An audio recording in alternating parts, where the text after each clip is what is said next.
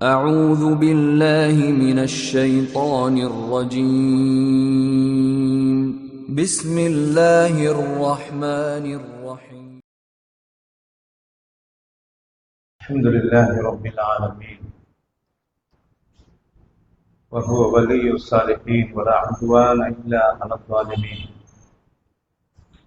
وصلى الله وسلم على سيد الأنبياء والمرسلين نبينا محمد وعلى آله وصحبه أجمعين أما بعد فقد قال الله سبحانه وتعالى في القرآن العزيز أعوذ بالله من الشيطان الرجيم وإذ قال لقمان لابنه وهو يعظه يا بني لا تشرك بالله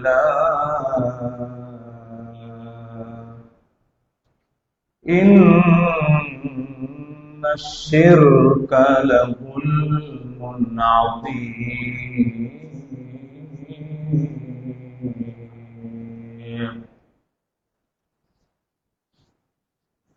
எல்லாம் வல்ல அல்லாஹ் தஆலாவை புகழ்ந்து நமது நபி முஹம்மது ஸல்லல்லாஹு அலைஹி வஸல்லம் அவர்களின் மீது ஸலவாத்தும் ஸலாமும் சொன்னவனாக, கண்ணியமான சகோதரர்களே, பெரியவர்களே, வெளியிலிருந்து இந்த உரையை கேட்கின்ற அன்பான தாய்மார்களே, சகோதரிகளே, சகோதரர்களே, உங்கள் எல்லோருக்கும் அஸ்ஸலாமு அலைக்கும் வரஹ்மத்துல்லாஹி வபரகாத்துஹு.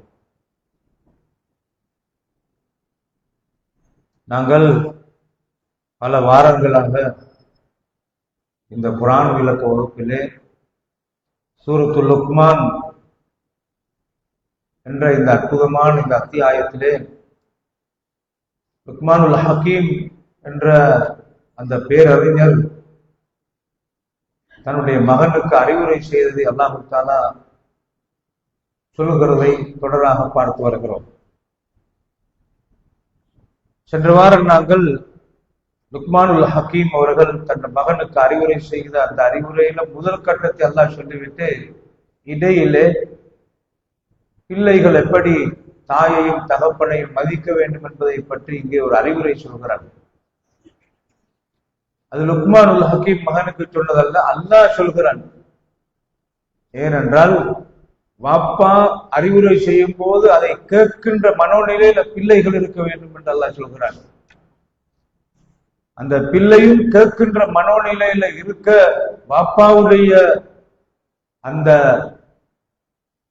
மதிப்பையும் மரியாதையும் பிள்ளைகள் விளங்க வேண்டும். பாப்பாவுக்கும் உம்மாவுக்கும் நன்றி உள்ளவராக அந்த பிள்ளை இருக்க வேண்டும்.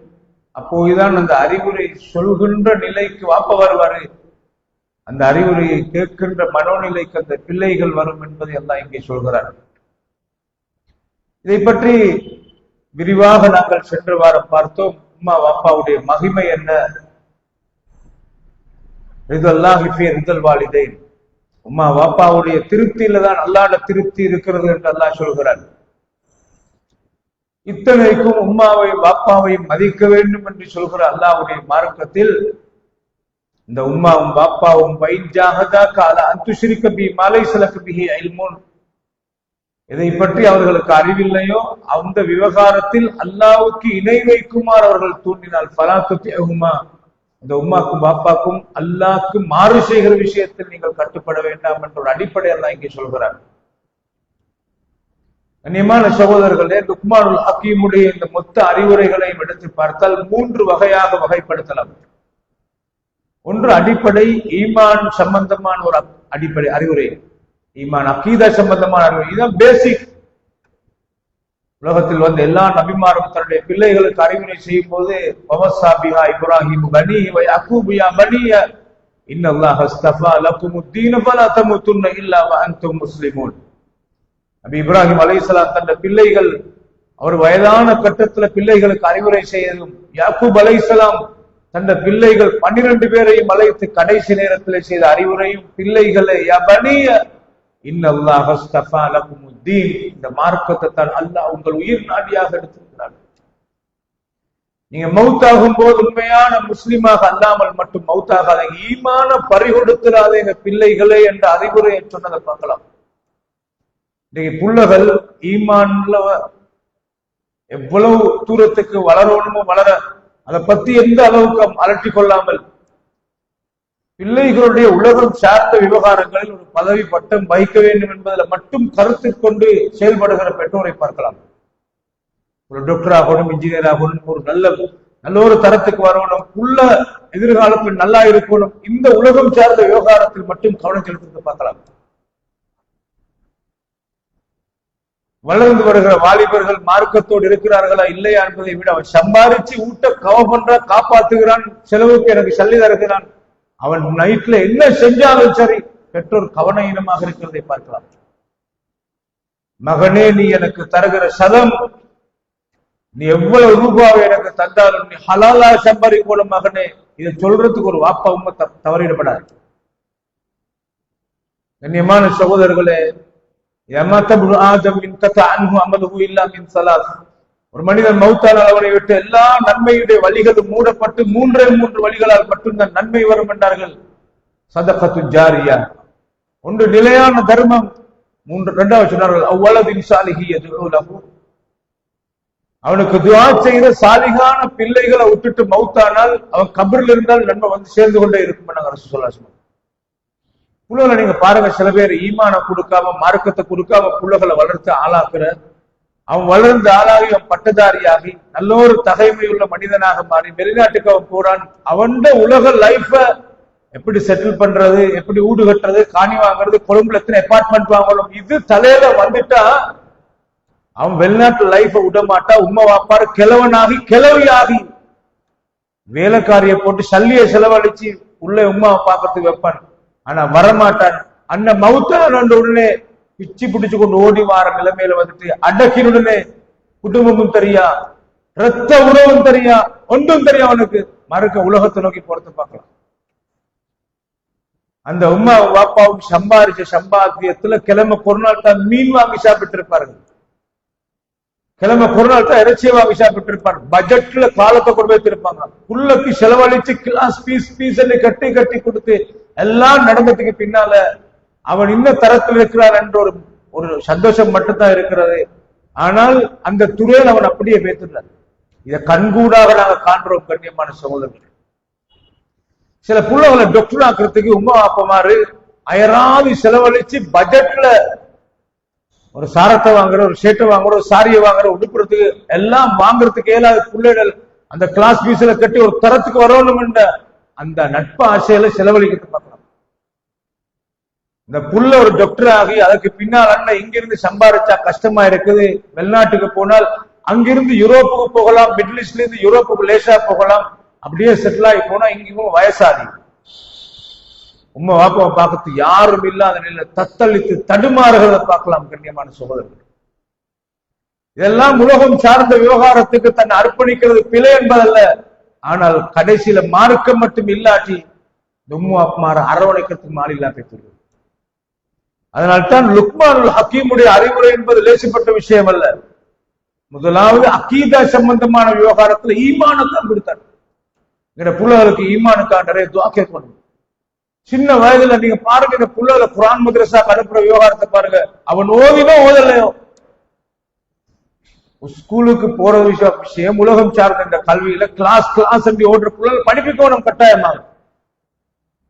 ஆனா அவனுக்கு குர்ஆன் ஓத தெரியுமா இல்லையா, அவன் ஸ்காலர்ஷிப் எக்ஸாமுக்காக வேண்டி தன்னை தயார்படுத்துறதுல அவன் அதீத ஆர்வம் காட்டு, அதுக்கு பின்னால கட்டமாக அவன் படிக்கிறதுக்கு வரையல என்றான்.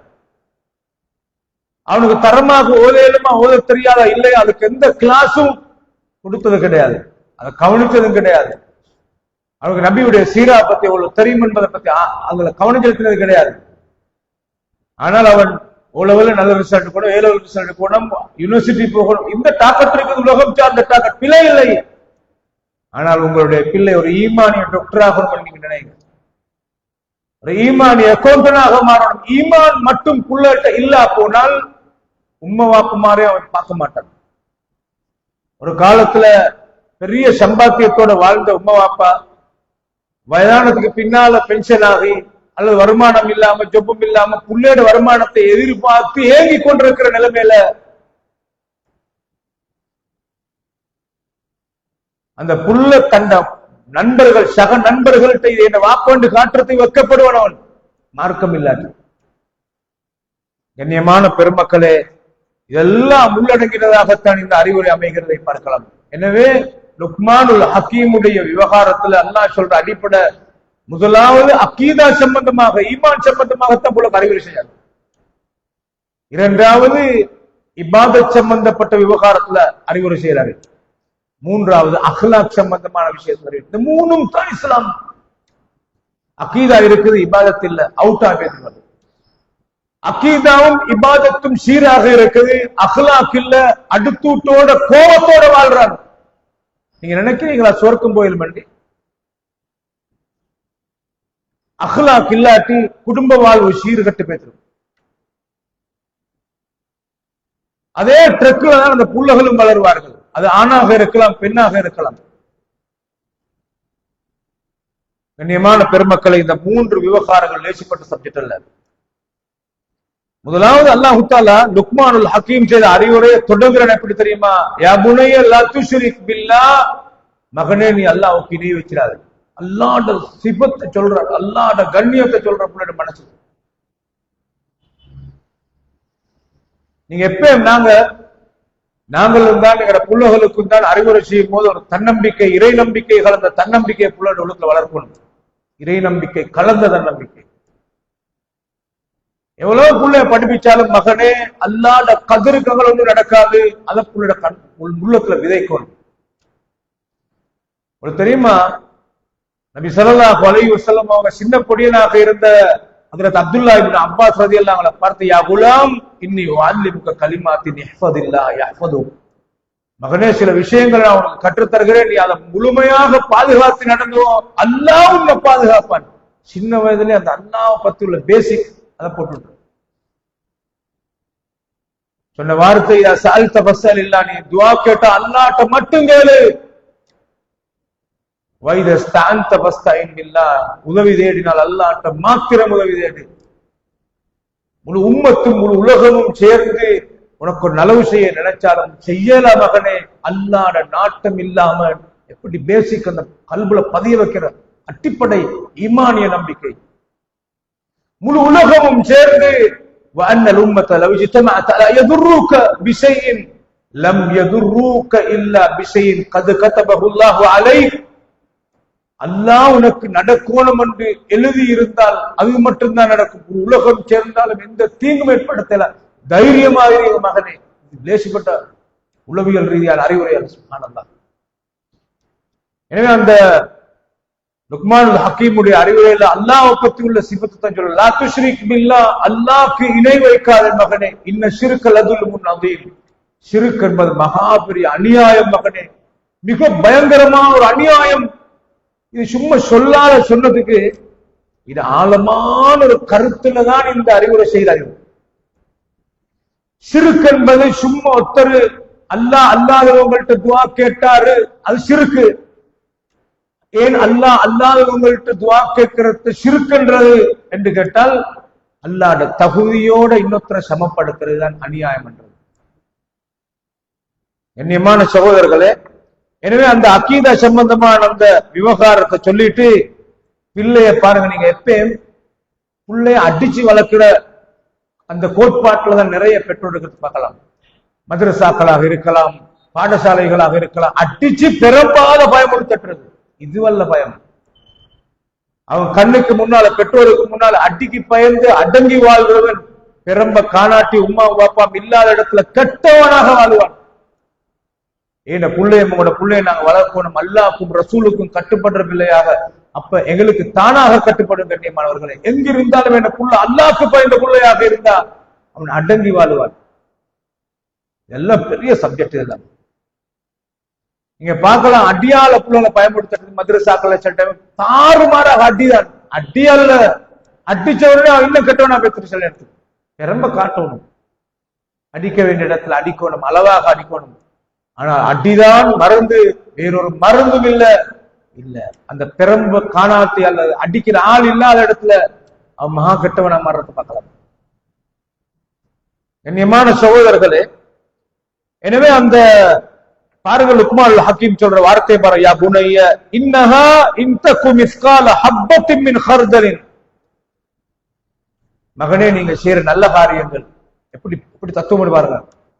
மகனே, என் அருமை மகனே, நீங்க செய்யற நல்ல காரியங்கள் அல்லது உங்களால் நடக்கிற மிஸ்டேக், பாவங்கள், தப்பு தவறுகள், மிஸ்கால ஹப்பத்தின் மின் ஹர்தலின், அற்பமான ஒரு அணுப்பிரமாண அளவுக்கு கடுகளவு அற்ப துளியாக இருந்தாலும் ஃபதகுன் ஃபீ ஸஹ்ரத்தின், அல்லது கற்பாறைக்குள் அது மறைந்திருந்தாலும், அவு ஃபீஸ் ஸமாவாத்தி அவு ஃபில் அர்த், வானங்களுக்குள்ளே மறைந்திருந்து பூமிக்குள்ளே மறைந்திருந்தாலும் மகனே, அப்போ ஒருத்தருக்கும் தெரியாது நீங்க செஞ்சது, உங்களுக்கு மட்டும்தான் தெரியும்.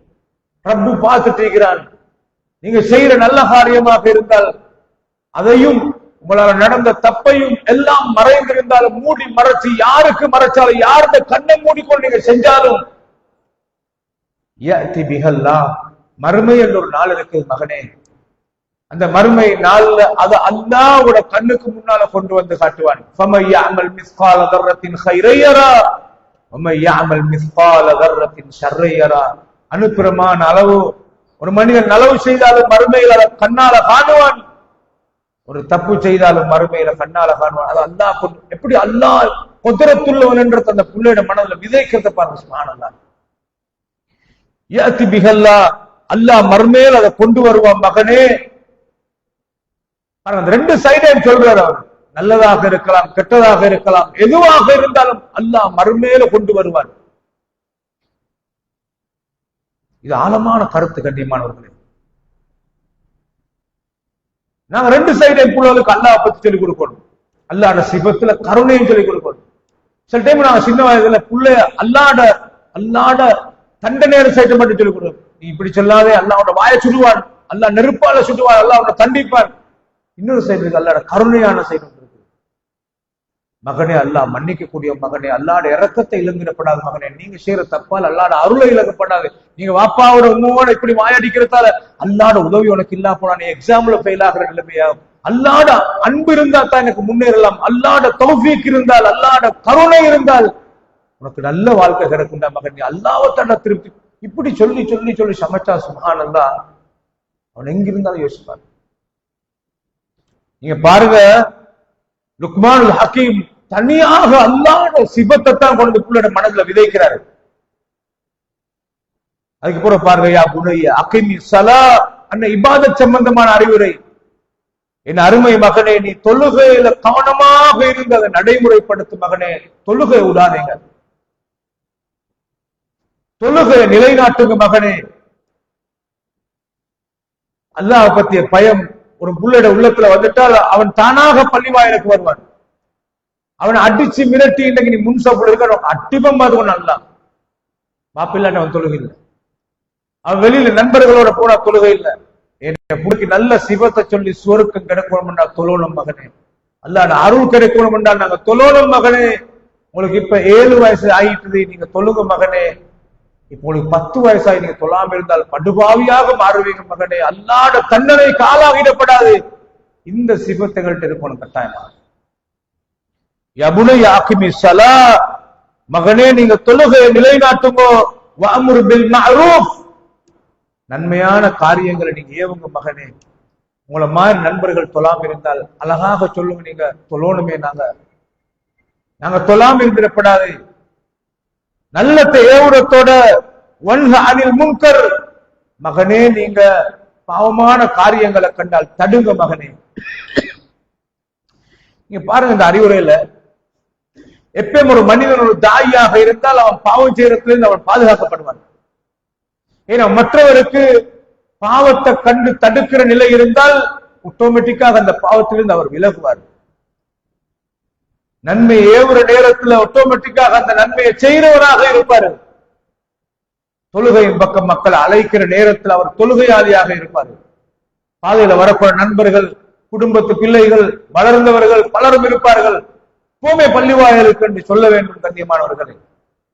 எங்க உங்களை மிச்ச நாளா பள்ளிவாயலுக்கு காணல, தொழுகைக்கு உங்களை கண்டுபடல, நாங்க தொழுகை விடப்படாத அவர்கள் அழகாக அந்த தவ்வா செய்யற பழக்கம் எங்கள்கிட்ட இருக்கணும். நீ பாருங்க, லுக்மானுல் ஹக்கீம் சொல்றத பாருங்க. வஅமுர் பில் மஅரூஃபி வன்ஹா அனில் முன்கர், நன்மை ஏவி தீமையை தடுங்க மகனே. அப்ப தஅவா செய்வீங்க. வஸ்பிர் அலா மா அஸாபக், தஅவா செய்யக்குள்ள ஏதாவது ஒரு சோதனை உங்களுக்கு ஏற்படும். ஏச்சு வாங்கலாம், சில நேரத்தில் உருக்கி பார்க்கலாம், ஏதாவது ஒரு தீங்கு மனது நோக வரும். அந்த கட்டத்தில் நீங்க பொறுமையாக இருங்க மகனே. அப்படி பொறுமையாக இருப்பதால் இன்னதாலிக்க மின் அஸ்மில் உமூர், காரியங்கள் மிக வலிமையான மன உறுதியான விடயம் அது. தௌவால பொறுமையாக இருந்து உறுதியாக இருப்பது, விடாம இருப்பது என்ற செய்தியை சொன்னார்கள். பாருங்க, அந்த வாப்பா இதை சொல்வதாக இருந்தால் லுக்மானுல் ஹக்கீம் எப்படி ஒரு தாயாக இருந்திருப்பாரு. அவர் இல்லாத காலத்துக்கும் அதே பணி அந்த புள்ள தொடர்ற நிலைமையில் இந்த அறிவுரை எப்படி பதியப்படுகிறது பாருங்கள். பாருங்க, இந்த தௌவா சம்பந்தமான மார்க்க இபாதத் சம்பந்தமான விடயத்தை சொல்லிட்டு சமூகம் சார்ந்த அஹ்லாக் சம்பந்தமான அறிவுரையை கடைசியாக சொல்றது. வலா துஸஇர் ஹத்தக லின்னாஸ், மகனே நீ பெருமைத்தனமாக மனிதர முகத்தை பார்த்து சிரிக்கிறத விட்டுட்டு உன முகத்தை திருப்பிடாது மகனே. எப்ப மக்களோட புன்முறுவலாக பழகணும் மகனே, மக்களோட பேசணும், மக்களோட சலாம் சொல்லணும். எந்த சந்தர்ப்பத்திலே நாங்க பணிவானவங்களாக இருக்கணும் என்ற பெரிய ஒரு பரந்த செய்திய சுருக்கமான எளிமையான வார்த்தைகள் லுக்மான் சொல்றாரு.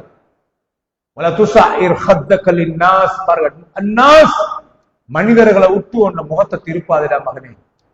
பாருங்க, புள்ளகள் வளர்ந்து வரக்கொள்ள நல்ல ஒரு தரம், நல்ல ஒரு தராதரத்துக்கு வரக்கொள்ள அவர் சின்ன காலத்துல அடுத்து விட்டு ஹாஜியார் சில நேரத்துல சிரிச்சிருக்க மாட்டாரு, அவரோட பேசியிருக்க மாட்டோம், சின்ன பொடியமார்கள் எல்லாம் கண்டுகொண்டு இருக்க மாட்டாரு. இவன் முகத்தை பார்த்திருப்பான், ஒரு நாள்லயாவது முகத்தை பார்த்திருக்க மாட்டாரு. இந்த பொடியமாறு வைராக்கியத்தோடு வளர்றதை பார்க்கலாம். அவனுக்கு சல்லி வர கொள்ள சில நேரத்துல புள்ளகள்கிட்ட முன்னுக்கு அவங்க இப்படி நடந்தடா, அப்படி நடந்தடா, இப்படி நடந்தடா என்று பழைய கதையல்ல ஓட்டினால் இவன் உள்ளத்துல அந்த ஹாஜியாரோட வைராக்கிய உணர்வோட வளருவான். அதனால நீங்க யங்ஸ்டர்ஸ் நிறைய பாருங்க, நீங்க அவசரமா பணக்காரனாகணும் என்று வேகமாக பொறுத்து பார்க்கலாம். ஏனென்றால் இவருக்கு ஒரு காட்டு காட்டணும், அவருக்கு ஒரு காட்டு காட்டணும், நானும் செஞ்சு காட்டணும். இந்த வைராக்கியங்கள் உருவாக்கப்படுறது பார்க்கலாம். இந்த வைராக்கியம் உருவானால் அவன் அறியாம மமதையும் பெருமையும் மனசுல வந்துடும்.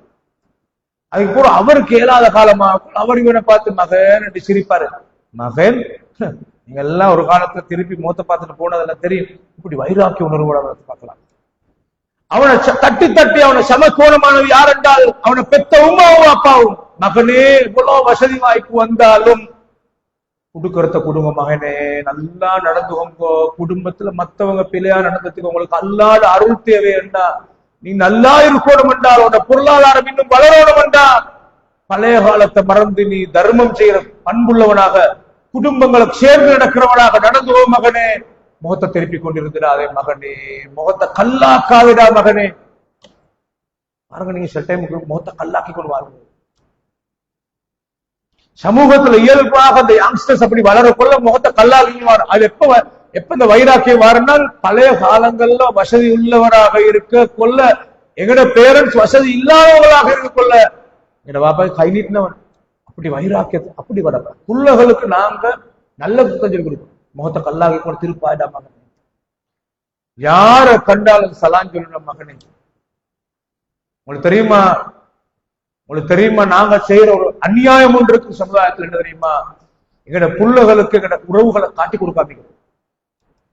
பெருநாள் வந்தேன்னா அந்த பெருநாளைக்கு ஊடாக போய் தந்த எங்கட குடும்பங்களை காட்டணும். புள்ளகளுக்கு இவங்களோட மாமா, இவனோட சாச்சா, வாப்பட பெரியவனோட மகனு, இப்படி அந்த ரத்த உறவுகளை காட்டணும்.